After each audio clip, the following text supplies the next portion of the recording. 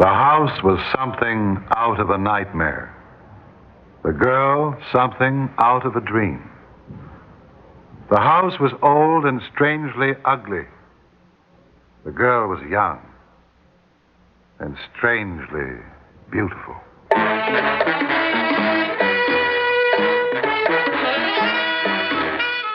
Theater 5 presents The Nameless Day.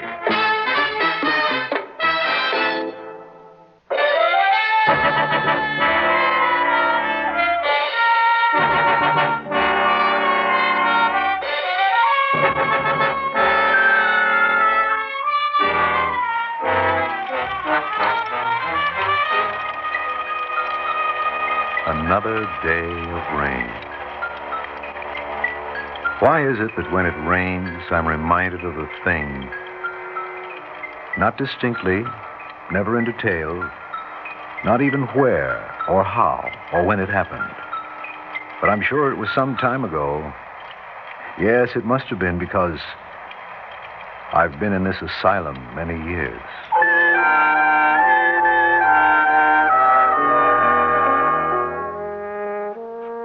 How different things might have been had I never met them.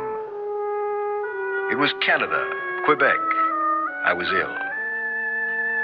As I rode past Laval prison, things suddenly blurred before my eyes.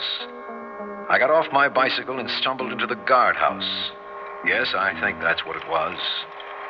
I had fallen on a bench, weak with fever.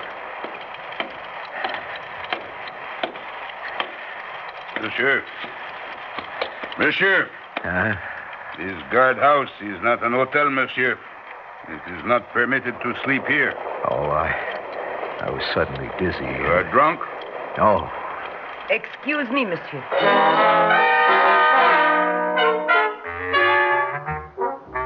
It was then I saw them for the first time. Suzanne, austere, straight, and solemn. And Laurette, gentle, tender, hauntingly beautiful. It was not until later that I realized, or thought I did, that I saw the man standing behind them, his beard fouled and matted, his face impassively brutal, full of madness. Was he there? I saw him later, I think. He must have been there if any of this is true. Do I understand that you are ill, monsieur? A low fever, madame. I've had it for several days. Then you need rest and food. Dorette and I have little to offer, but we should like to help you. Well, that's kind of you, but... Do not deny us, monsieur. My sister and I could not forgive ourselves. Well, since you put it that way, thank you.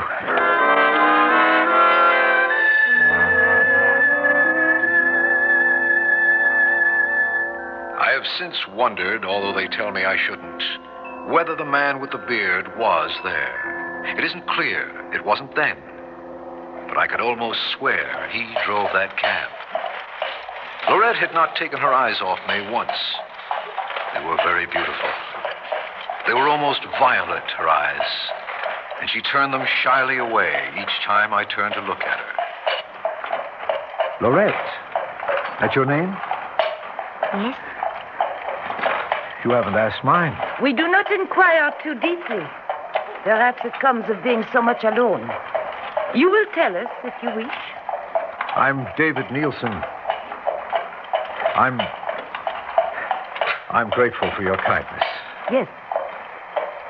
Eh bien, here we are. Laurette, you will take Mr. Nielsen to the house while I pay the fare. Huh? Oh, oui, Suzanne. Please, come with me, Mr. Nielsen. David. David? I followed her across a courtyard, fenced in by a high stone wall. She moved so gracefully.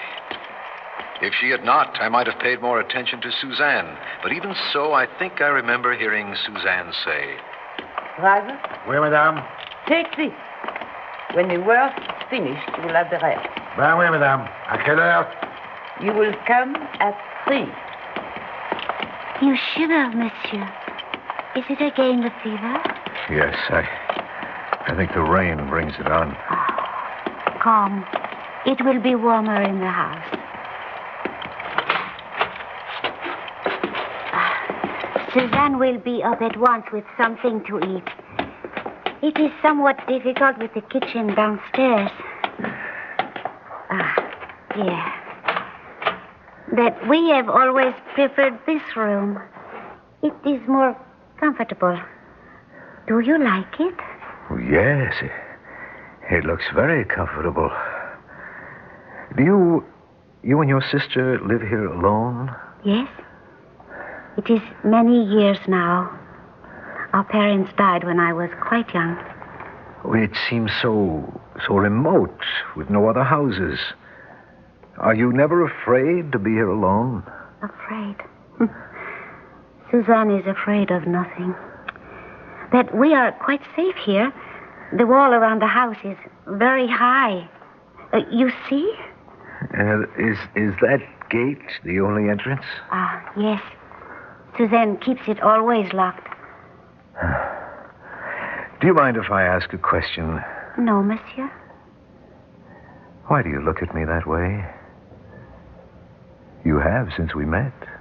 I do not know. Never before have I wished. Wished what?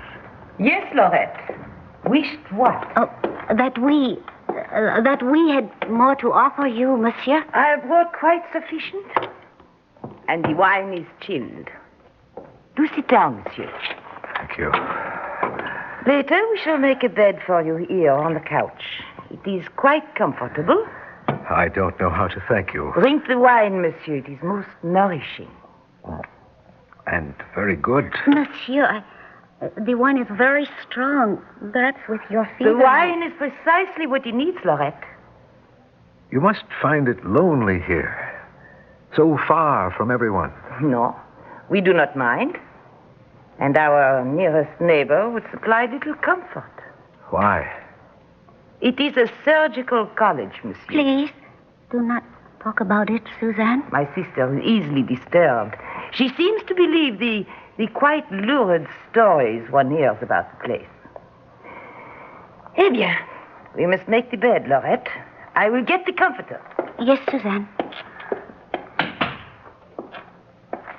As she went about the room, preparing the couch for me, I could think of nothing but the softness of her eyes, the ethereal grace of her movements. I was captivated. Laurette, is she always so overbearing?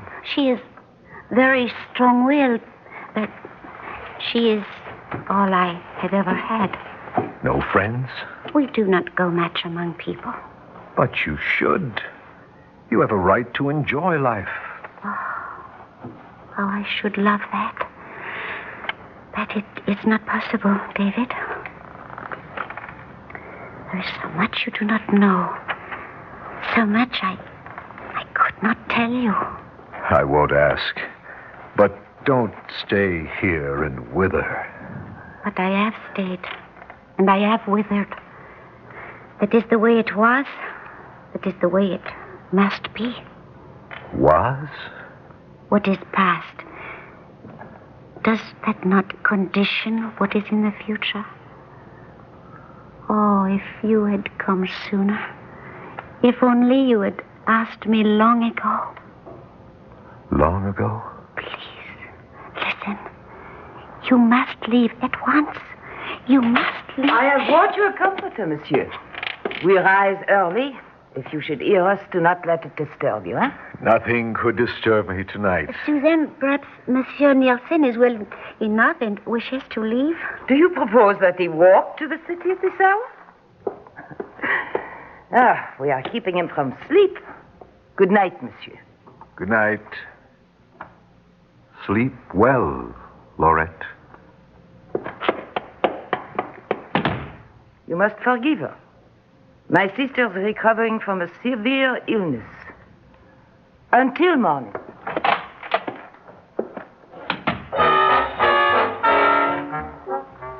You will understand, of course, that all this was filtered through fever. I was not well, and some of what I report may not be true. But it is true as I remembered it then and now. As for what happened next, I have, I believe, a total recall. No doubt because I was horrified. I lay on the couch, fully clothed, thinking of what had happened. A kind of anxiety nagged at me. I got up, paced the room. I stopped before an old print hanging on the wall. It was curiously revolting. An aged lithograph of a lynching, the victim strung from the hayloft beam of a grain and feed store. The singular thing about it was that the figure in the picture had been quartered, the arms and legs made separate from the torso by 4 slim lines. I moved to another print, this one of highwaymen brutally dismembering the driver of a stage. I turned it to the wall. I lay down on the couch, telling myself that more than half of this was fever. Another chill went through me. I reached for the quilt, a patchwork of flame, and caught a corner of it. It was stiff. I looked. It was stained. It was blood, dry and old, but blood. I flung it aside.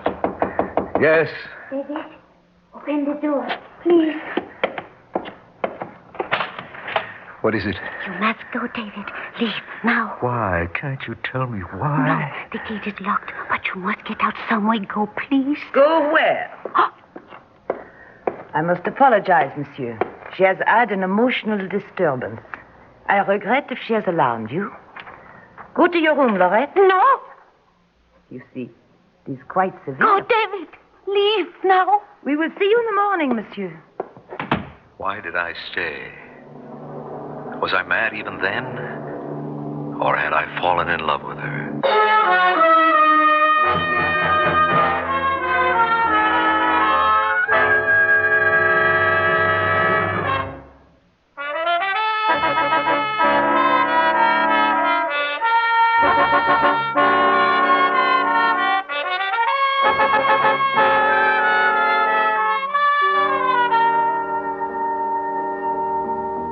Have you ever been ill enough to wonder where yesterday is gone, or where tomorrow belongs? I think it was immediately after she closed the door, but I can't say for sure. I started back toward the couch. A board beneath my foot moved loosely. I tried to pry it up. It would lift and then slide back, but I got it at last. Put my hand into the opening and felt something there. An old wooden box, unlocked. I had to know about these people. There were papers, old and yellowed. Rings, about 5 of them, and 3 watches. I snapped open the back of one of them and read the inscription. You will not believe it, but the watch was mine. David Nielsen, 1910. It was inscribed to me 10 years before I was born. How? Was this delirium? Where was time? Where was I? I snapped it shut, cold with fear. I knew I must get out now. I pulled at the door. It was locked. I searched for a key. There was none. She had locked it on the other side. Lorette! Lorette! Where was she?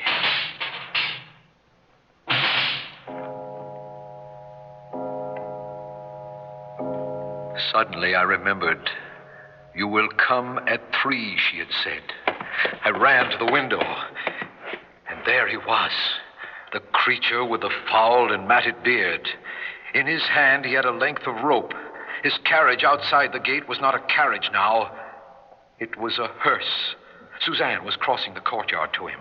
Through the gray drizzle of rain, I saw them look up to my window. Then they moved toward the house. I tore the sheet from the couch and ripped it into 4 long parts. In spite of the cold and the dampness, my shirt was now drenched with sweat. With my fear, the fever was returning. It all seemed less and less real. Yet I knew I had seen them. I knew I must get out before they arrived at the top of the stairs. I had tied the pieces of the sheet together. The couch was near the window. I lashed the end of the sheet to its leg. When the window was open, I threw out the rope of the sheet and then looked down. They were coming up the stairs. I took hold of the sheet and climbed over the ledge of the window. With the fever beating in my temples, I began letting myself down.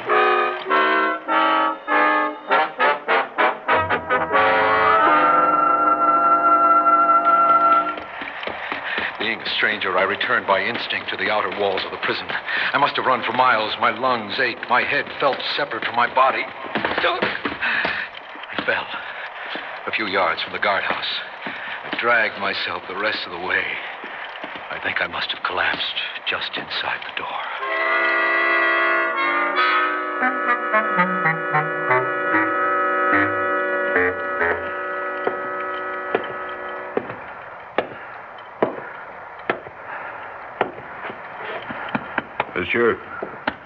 Monsieur.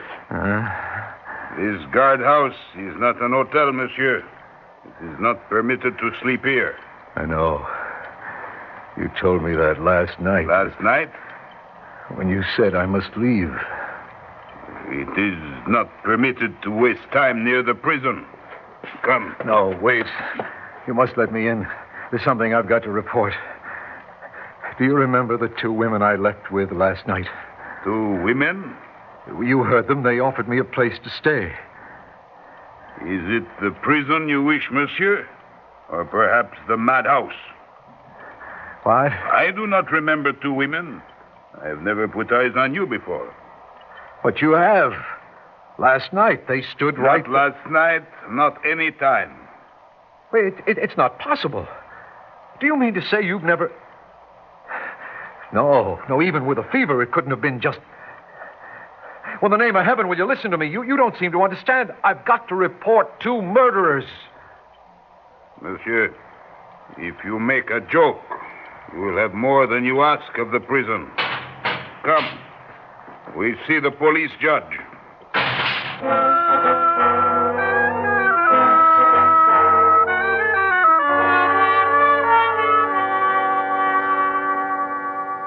Why do you Americans come to Canada to go insane, huh? Now then, Mr. Neeson, I do not know quite how to deal with you. I have tried to listen to your story with an open mind, but you will forgive me, I find it somewhat difficult, not to say bizarre. Then why don't you send someone to find the house, find them? One moment, please, monsieur. You have never been in Quebec before? Never. You have never read anything about our surgical college? Oh, never. Monsieur, you have described to me 2 women. You have also described the interior of their house most accurately. I, too, have a description. You will look at these photographs, please. These are the 2 women? Yes, but the younger one had nothing to do with it. One moment, please, one moment. That is the interior of the house? Yes. I am at a loss what to do with you, monsieur. Look, I'm not well. I have a fever. That is what I suspect, monsieur. What do you mean? These 2 women, they have been dead for 20 years. Dead? And the house they lived in has been leveled to the ground, along with the surgical college. What? A number of people became inflamed. Things were sad. The house of the women was burned. Now, come here. Look. 20 years ago, through this window here, I saw those women hanged.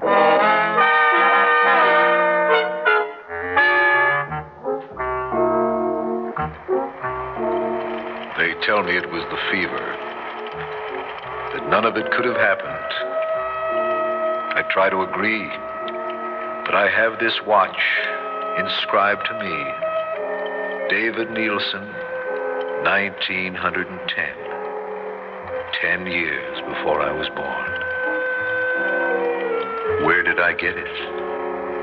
How? When?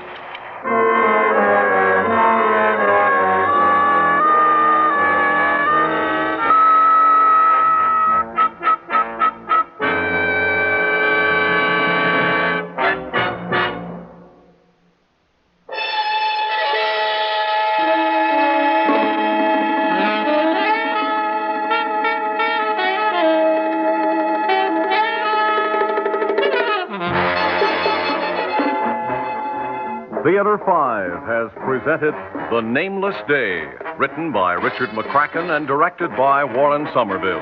In the cast, George Petrie, Connie Lemke, Evelyn Juster, Guy Sorrell, and Ivor Francis. Audio engineer Marty Folia. Sound technician Ed Blaney. Script editor Jack C. Wilson. Original music by Alexander Vlastotsenko. Orchestra under the direction of Glenn Osser. Executive producer for Theater 5, Edward A. Byron. We invite your comments. Write to Theater 5, New York 23, New York.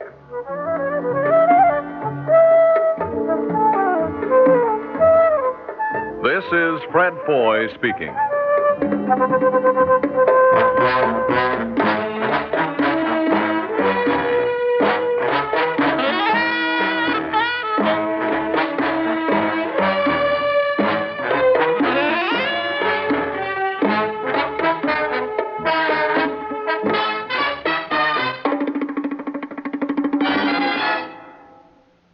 This has been an ABC Radio Network production.